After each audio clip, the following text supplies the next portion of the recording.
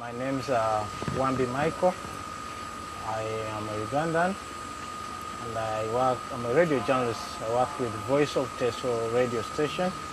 It's a private radio station based in eastern parts of Uganda in a district called Soroti. Voice of Teso reaches a population ranging from 7 million to 9 million people. It covers around 15 districts. Can you now tell us a little bit about the other Ugandan journalists that are here in Bali? Yes, we are only two of us, me and Salome, Okay. who came here under this fellowship.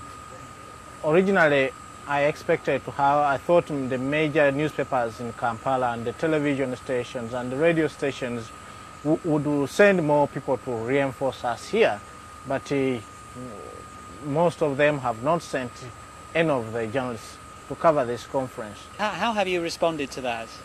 Of course, it has posed major challenges to me as a journalist who is interested in having most of this information trickle down to my country. Because as we talk about climate change here, the leaders are meeting here, and most of the things may end up at this conference. Nobody may know what is happening if journalists are not present. Let me ask you a little bit about your interactions with the other fellows on the program. Have they been instructive for you? Yeah, we have had fellows who are much knowledgeable. A man like Gustavo is writing a book on agrofuels. These are things we've not learned, and yet they were coming. So sometimes I would go sneak in and ask him, what does this mean? And I think to strengthen the partnership, have people who have some knowledge. Amani was also good from the Indian perspective.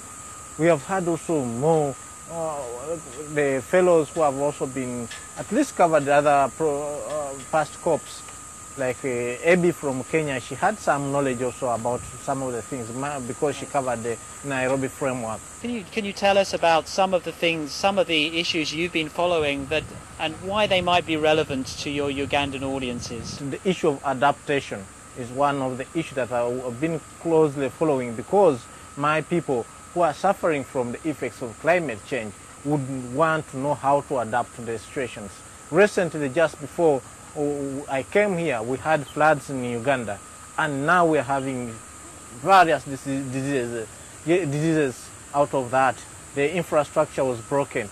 I'd like to come back to something you said to me privately. You said that it gave you a great sense of purpose and satisfaction when you got some feedback on your work. Yeah. Tell us about some of the feedback you've been getting. Yeah, of course, the biggest feedback that I got was to get somebody from across, from the border beyond my country, calling me to ask how I was doing my stories.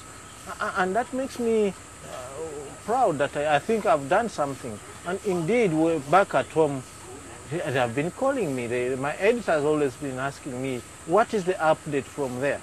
And some of the listeners still believe that I'm doing some good work, because I got an email from the district chairperson in Soroti, and he said, "Oh, you are sending us good information. I wish our people had this information before the floods came. Then we wouldn't be facing these effects of the floods." I think there's some sort of I believe I've played some good role somewhere.